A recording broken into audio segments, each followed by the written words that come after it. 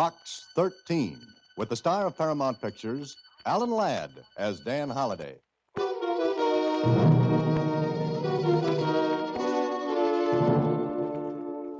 Box 13, care of Star Times. I have a proposition for you. One that will bring you $10,000 if you go through with it. But you've got to make up your mind fast. I'm at 658 Carson Street. I won't be there after tomorrow evening. So, if you're interested, come to see me.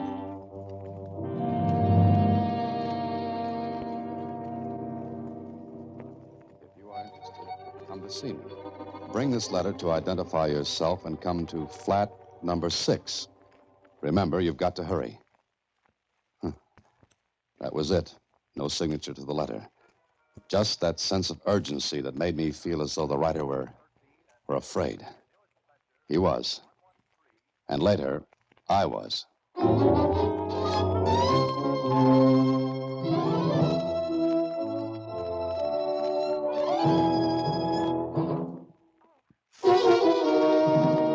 Now back to Box 13 and Dan Holliday's latest adventure, Sealed Instructions. Well, Susie, what do you make of it? He's in an awful hurry, Mr. Holliday. That he is. And he mentions $10,000. Uh-huh.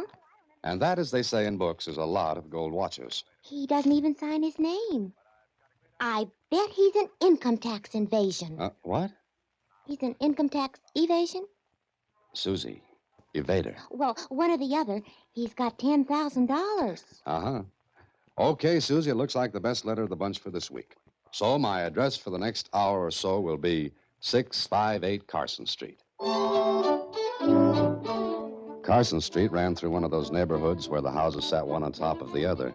Crowded, dirty, and teeming with people, trucks, and more people. I found number 658, knocked on the door of flat number 6. Yes? Who is it? Who is it? Box 13. Oh, you got the letter with you? Yes, I've got it. Hey, put it under the door. Okay. Here it comes.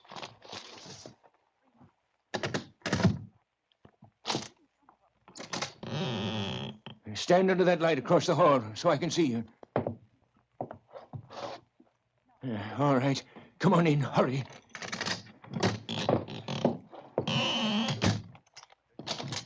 Sit down. Hey, no. Keep away from the window. The shade's down. No one can see you. Keep away from it. You've got enough bolts and chains on that door to hold off a tribe of Indians. I know what I'm doing. Now, let me get a good look at you. In the yellow light that came from the one globe dangling from the ceiling, the man looked at me. And I looked at him. He was about 50. His face was drawn and pinched. His hands shook and his eyes, squinty and sharp, slid over me. I didn't like him. Then he seemed to be satisfied and sat down on a chair opposite me. Yeah, so you're after adventure, eh? That's right. Did you see anyone follow you here? Not that I know of. Why? Expecting someone else? I'm always expecting someone. No, I'm not. What do you want with me?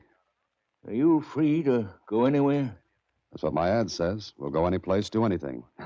I usually do. Would you be willing to go as far as the Philippine Islands? It's a man-sized errand. Would you go? That's all I want to know. Would you go? Well, that all depends on what I've got to do. If there's anything crooked, the answer is no. There's nothing crooked. I want you to go there and bring back something that belongs to me. Something I've got to have. What's stopping you from going yourself? Look at me. I'm sick. Oh, it could be. But you're sure there's no other reason? What do you mean? Well, the bolts and the locks on the door. That fact that you said in your letter you wouldn't be at this address after tonight. The shades drawn. You were afraid I was followed. So? So, 2 and 2 are 4. And the 4 in this case comes out to you're afraid to show your face. I have enemies. The ordinary kind? Or the kind that would kill you? They'd kill me. I see. Oh, what's your name? You have to know that? It's a little peculiarity of mine. I like to know the people I'm dealing with. My name is Krell. Joseph Krell. Does it mean anything to you? No more than mine would mean to you. Holliday. Dan Holliday. There's $10,000 in this for you. Well, I don't care about that. Well, what? Oh, the money doesn't interest me. Doesn't it? Money doesn't... must have said something very funny. You did, Holiday. You did. You say $10,000 doesn't mean anything to you. Well, no, it doesn't. I'd better explain. You see, I'm a writer. The stories I get in response to that Box 13 ad you answered, well, they pay me amply for my efforts. There's one born every minute. But will you go? And do what? I'll give you the name of a man whom you're to contact in Manila. That's all you have to know now. Mm-hmm. Then what happens? That will take care of itself. What do you want me to bring back? I told you something that belongs to me. Something I've got to have. Something that means life or death to me. That important, huh? We're wasting time. Will you do it? It's adventure, and when you get back, I'll give you $10,000. Do anything you want with it. I don't care. But bring me what I want. When do I have to leave? As soon as you can. Oh, one more question. What? Where are you going to get the $10,000? Well? I'll have it when you get back. I see. Do I come here? No, I won't be here. I've got to keep moving because he... He? Never mind. When you get back, put another ad below the one for Box 13. To see you back, I'll get in touch with you. And the name of the man I'm to meet in Manila? You'll find him at the address on this slip of paper. He's expecting someone from me. And, here, take this envelope. Don't open it until you get in touch with the man. Sealed instructions, huh? Yes. And Holiday, take good care of that envelope. Hide it. If he knew you were carrying it, he might kill you.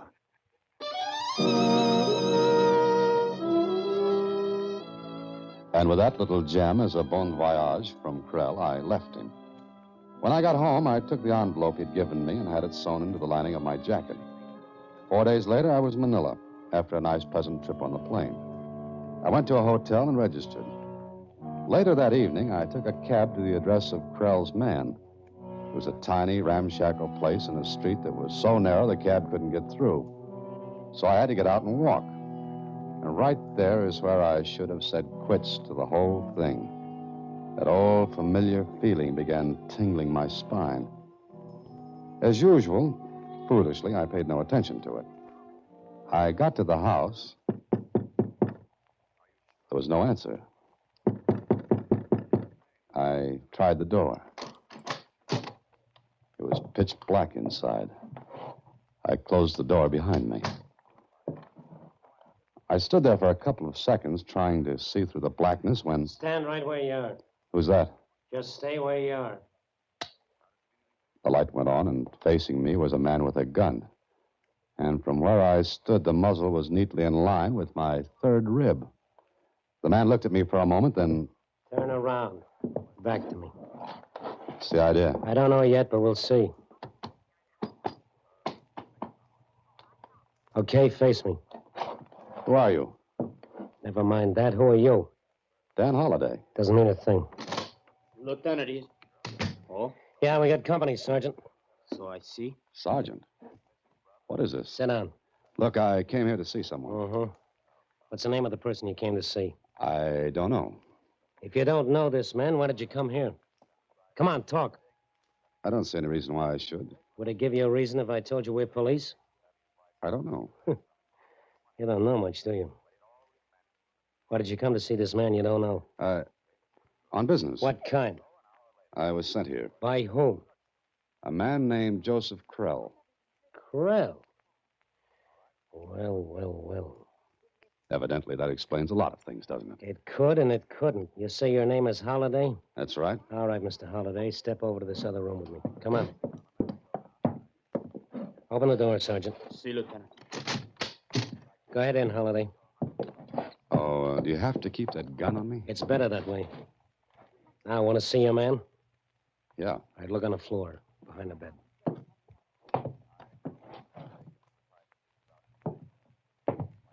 Now you've seen him. Who killed him?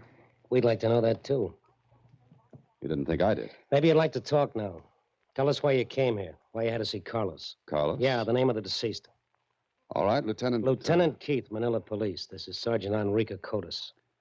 Okay, I was sent here by Joseph Krell. I was to see this Carlos. Why? I don't know. I was to give him an envelope. Where is it? At the hotel. I will find out about that later. Now, this Krell, why did he send you? He couldn't come himself. But whatever it was he wanted me to bring back, he said it meant life and death to him. He offered me $10,000 to get it for him. Oh. What was in the envelope? I don't know. Is that your stock answer? Now, look, I'm telling the truth. You don't believe it? Check with the police in the States. Verify my identity. We will. But first, let's get something straight. Well, that would be a pleasure. Krell sent you for something that was worth $10,000 to him. Did anyone else know about it? Well, hardly. Why hardly? Because Krell said I might be killed. Mm-hmm. And you didn't talk to anyone on the plane about it? No. Okay, we'll go back to your hotel and check on a few things. Sergeant? See, Lieutenant. Stay here. No one in or out. Meet me at headquarters as soon as you can get away. See. Now, Holiday, we'll see how much trouble you're really in.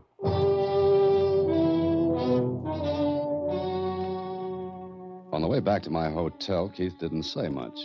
Neither did I. But I was doing a lot of thinking, and suddenly it hit me. Something Keith had asked me. Something he had no right to ask. And something he couldn't have asked unless... I looked at him. He was smiling to himself. Okay, I had to take a chance. Oh, by the way, Lieutenant. What? That building over there. Where? Just to your right. Look out the window. What building are you talking about? Driver. Driver, stop the cab. What is it? What's the matter? Oh, My friend, he met with an accident. he's hurt. We should maybe go to a doctor. No, I don't think so. But when he comes to, ask him a question for me, will you? Question, but Yeah, just ask him how he knew I came to Manila on a plane.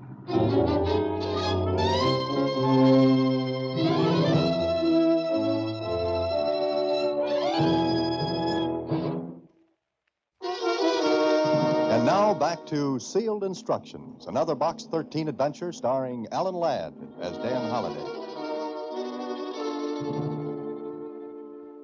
So there I was, out in the middle of a big puzzle and a murder. Sure, Keith had killed Carlos to keep me from getting to him.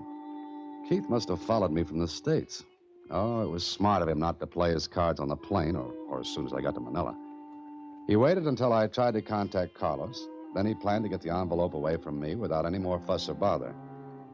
Now, I had to get back to the hotel and get that envelope before Keith came to. Because when he did, he was going to be very, very nasty. So back at the hotel, I had a bellhop go to my room and bring down the jacket. Is this the right one, Mr. Holliday? Oh, yeah, that's the one. Here you are. Oh, thank you, sir. Will that be all? Yes, sir. Uh-oh. Oh, wait a minute. Yes, sir. Come here behind this pillar. Something wrong, sir? Yeah, there is. Look over at that entrance. Do you see that big man standing there? White hat, gray suit? Yes, sir. I don't want to meet him. Oh, I see. Look, you go through the lobby paging me. He'll follow you to see where I am. Lead him a merry chase, got it? I got it, Mr. Holliday. Okay, get going. Paging Mr. Holliday. Mr. Dan Holliday. Paging Well, the Mr. bellhop Holliday. did it up good. Mr. Dan And Holliday, Keith fell for the please. gag and followed the bellhop, Mr. just far Holliday. enough behind him so that he could surprise me, Dan if he Holliday, saw me. please. But he didn't. I ducked out of the entrance and took a cab to police headquarters. There, let me get this straight, Mr. Holliday. You say this Keith pretended to be an officer? that's right, Lieutenant Marinos. But why? So he could get this envelope away from me. He'd already killed once to get it. But maybe he thought killing me would attract too much attention. But this envelope, where is it and what is in it? We're going to see that right away. Oh, have you got a knife? Yes. Here. Oh, thanks. Well, this was a good jacket.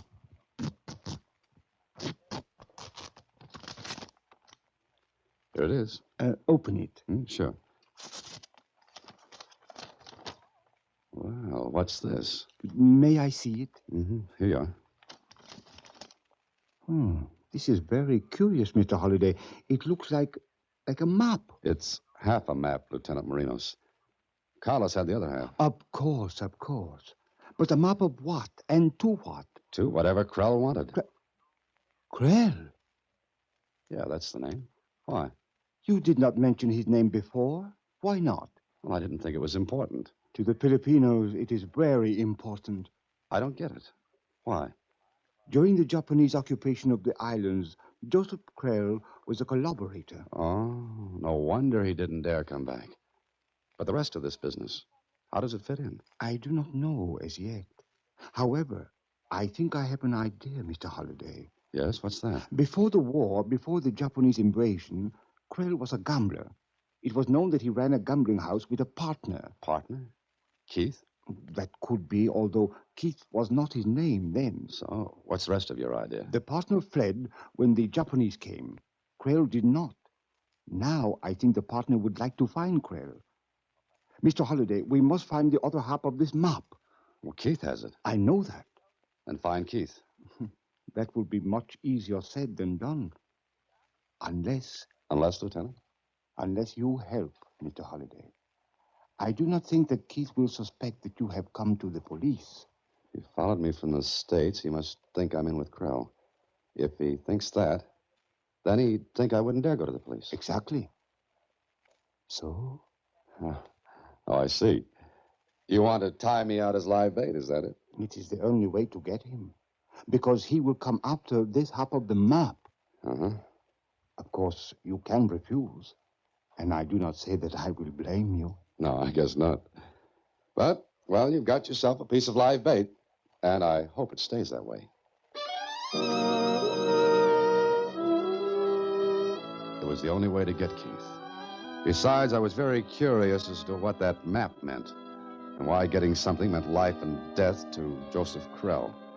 So I checked out of the hotel, and with one of Lieutenant Marino's men following at a distance, I took a room on the other side of town and waited. An hour passed. 2. Then, when it was beginning to look as though our Mr. Keith was smarter than we'd figured... Come in. Well, hello. Mr. Holliday, you've given me a lot of trouble. You don't want an apology, do you? No. All I want's the other half of that map. Oh, sure. You knock on the door, I say, come in, give you the map, and that's that.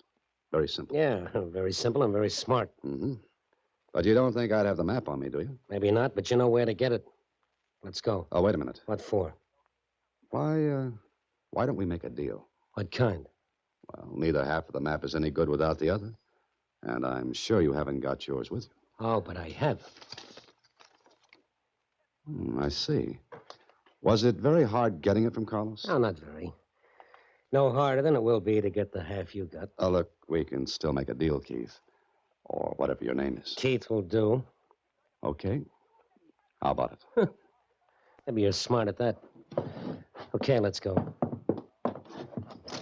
After you, Holliday, and don't forget this. It's loaded.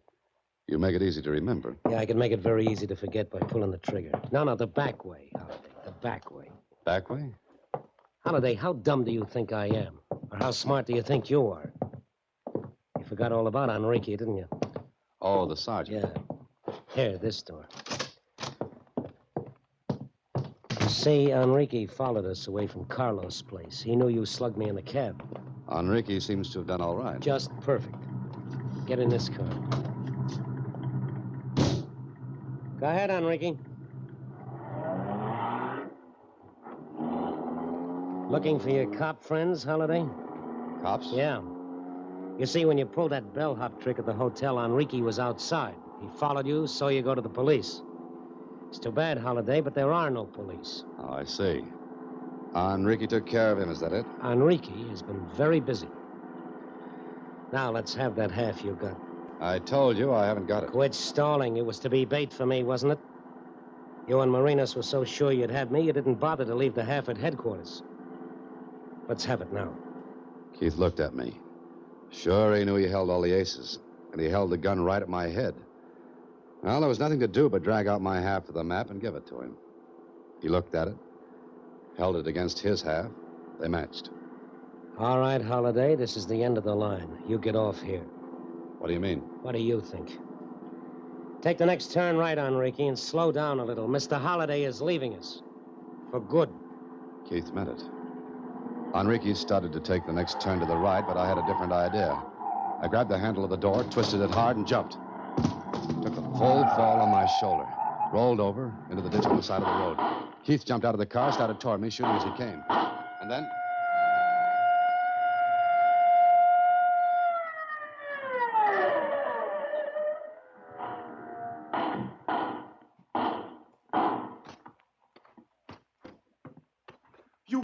You are not hurt, Mr. Holliday? No, I'm not, Lieutenant. Oh, I am glad. We are a majority of two, Lieutenant Marinos. But Keith, He is taken care of. how did you get here? By putting two strings to my bow, Mr. Holliday. The one man I had follow you was, how shall we say, a decoy? Well, let's say it and be very happy. Is he all right? Oh, a little lump on his head, but all right. You know, this was very close. Oh, yes, I am very sorry, Mr. Holliday, but I did not expect Mr. Keith to have a car. However, all is well that ends well. Yeah, sure. Now, how about that map? Come, we will see about that now. With the two halves of the map, we went to work. Krell had hidden something in the hills back of Manila. Hidden it before the Japanese invasion. 3 hours later, Lieutenant Marinos and I sat on a box and watched his men digging into the earth. And Marinos talked. You see, this Carlos was Krell's servant. When Krell left the Philippine Islands, he left half the map. Mm-hmm. In case he was caught, a half map would do no one any good. That is right. Keith was Krell's partner. He left. Krell stayed to become a collaborator. Playing two games at once. The Japs won, he'd been with them. The Allies won. Well, he'd have what he hid here. Exactly. Lieutenant! Lieutenant Marinos! We have found it. Please. A box, an iron box. Sergeant, break the lock. Yes, sir.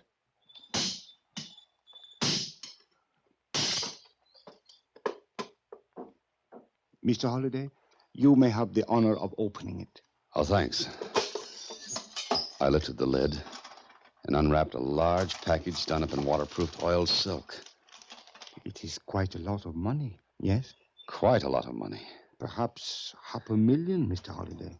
From the looks of it, yes. And it all belongs to Mr. Krell, a man who betrayed my people and his country.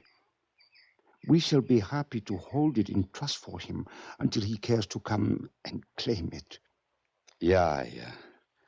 I think I'll take him back something else, though. Something else? What? That. What? That over there. Mr. Holliday, you are a poet.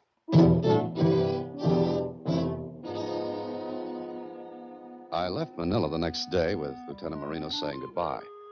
With me was the iron box I'd come across the ocean to get. But in it was something a great deal different from what Krell expected. Back in the States, I put an ad below my Box 13 ad. I waited, and then...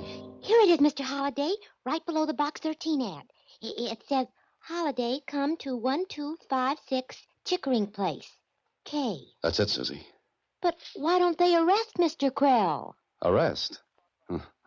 I think we've got something much better, Susie. Much better.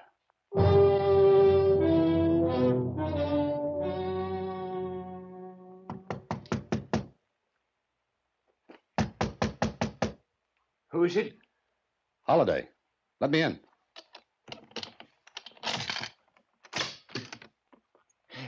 Have you got it? Did you get it? Yes, here it is. Oh, that's it. Yes, that's it, Holiday. I've waited so long for this. So very long. I know you have, Krell. And I'm very anxious to see what you think about it. You didn't open it. The lock looks like it was opened. Why don't you look inside, Krell? Yes, I've saved this key. Oh, your ex-partner is dead. Oh.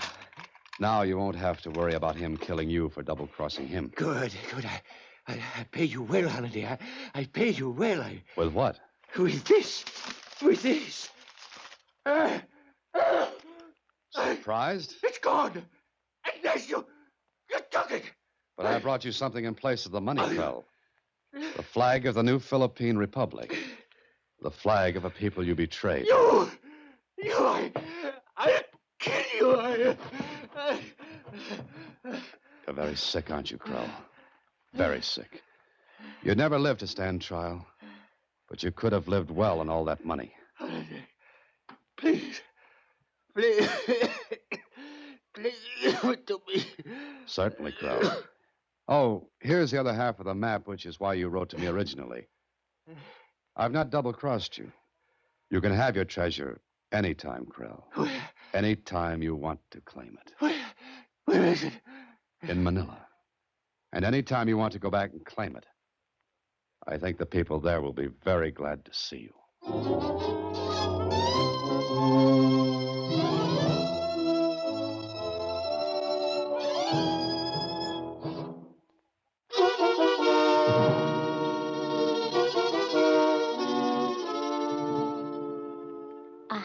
million. Wow. Who does it belong to, Mr. Holliday? It's Mr. Krell. But I don't think he'll ever claim it. Gee. But what about him? Where'll he go? Well, what'll he do? I don't know, Susie. And I don't think I really care about a man who would double-cross his own country. Well, anyway, it was exciting for you. You know, I wish I could take a plane trip like that sometime. A plane... Good night, Susie. Next week, same time, through the courtesy of Paramount Pictures, Alan Ladd stars as Dan Holliday in Box 13. Box 13 is directed by Richard Sandville, with this week's original story written by Charles Gurnett. Original music is composed and conducted by Rudy Schrager. Part of Susie is played by Sylvia Picker. Production is supervised by Vern Karstensen. Box 13 is a Mayfair production from Hollywood. Watch for Alan Ladd in his latest Paramount picture.